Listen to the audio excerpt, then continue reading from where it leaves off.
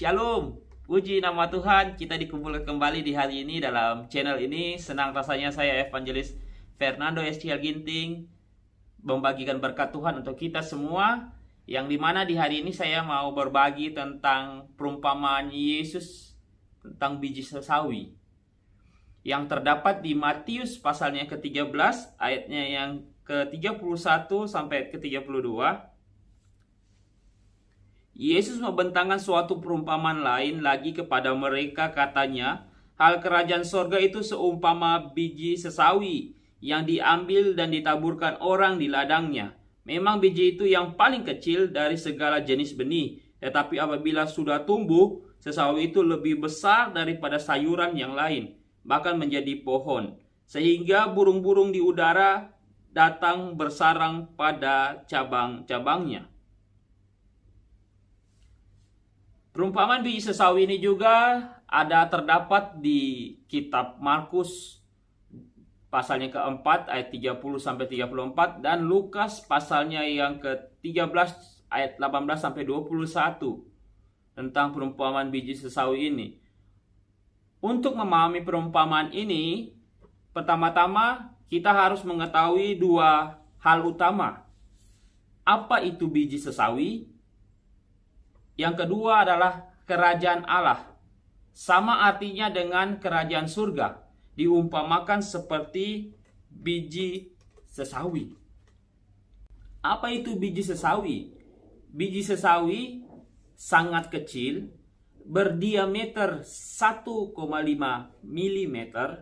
Tetapi ketika ditanam, biji sesawi ini dapat bertumbuh sampai 3 meter tingginya. Sedangkan kerajaan Allah atau kerajaan sorga ini diumpamakan seperti biji sesawi. Pada awalnya kecil, hampir tidak terlihat tetapi kemudian menjadi besar. Dalam perumpamaan ini, Tuhan Yesus mengerti bahwa meskipun dirinya hanya bisa bekerja di dunia ini sebentar saja, atau bekerja di dunia ini sebesar biji sesawi saja, tetapi dampak pengajaran daripada Yesus itu sendiri akan tersebar di seluruh dunia dan tumbuh besar dan berakar kuat seperti pohon sesawi. Biji sesawi mengumpamakan kerajaan Allah. Ini menunjukkan bahwa walaupun pada permulaannya gereja amat kecil, tetapi karena mempunyai daya hidup yang kuat, maka dapat berkembang menjadi kelompok yang besar. Dari kelompok kecil yang hanya terdiri dari 12 rasul awalnya, yang boleh kita lihat, itu dimulai gereja mula-mula yang menyebar ke seluruh penjuru dunia. Perumpamaan ini juga dapat menjadi perenungan dan tetap diterapkan dalam diri kita, dalam kehidupan kita setiap hari sebagai orang-orang percaya yang sudah terpanggil menjadi murid-murid Tuhan Yesus. Melalui perumpamaan ini juga dapat menjadi perenungan dan diterapkan dalam kehidupan kita setiap hari sebagai orang-orang percaya yang ada saat ini, yang dimana kita dipanggil menjadi murid-murid Tuhan Yesus masa kini. Yang dimana hari ini saya mau berbagi 2 poin dari kualitas biji sesawi yang kita boleh belajar hari ini, yang boleh kita terapkan dalam kehidupan kita masing-masing. Yang pertama, kualitas hidup kerohanian kita tidak dilihat dari bentuk fisik.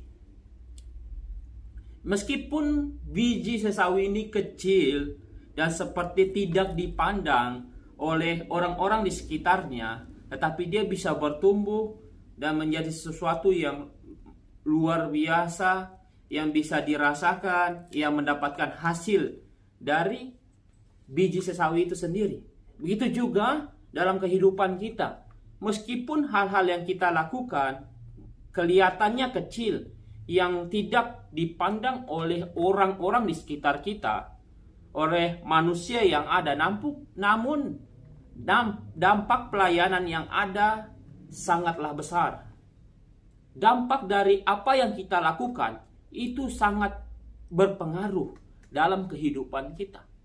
Yang boleh saya lihat dalam kehidupannya saya, yang Tuhan boleh bentuk, biarpun mungkin hal-hal kecil, hal-hal sederhana yang saya lakukan, tetapi saya yakin ketika Tuhan ubahkan saya dan saya melakukan pelayanan itu, besar kecilnya pelayanan itu akan berdampak. Bukan saat ini yang kita boleh lihat hasilnya di kemudian hari. Kita masuk dengan poin yang kedua. Hidup orang percaya harus bisa menjadi berkat di lingkungan di mana dia tinggal. Bersarang yang boleh kita lihat di ayat 32 berarti membangun rumah. Rumah adalah tempat tinggal yang paling nyaman untuk setiap kita atau menurut sebagian manusia. Maka di mana kita berada, kita harus memberikan rasa nyaman itu untuk orang-orang yang ada di sekitar kita. Apakah kita sudah memberikan dampak atau rasa nyaman itu untuk orang-orang di sekitar kita atau tidak? Ini satu pertanyaan untuk setiap kita, orang-orang percaya. Dalam kehidupannya saya, sekali lagi saya mau memberi satu hal yang begitu luar biasa yang Tuhan bawa saya.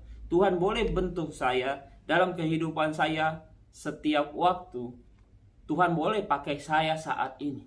Saya boleh menjadi berkat untuk keluarga saya, untuk jemaat saya.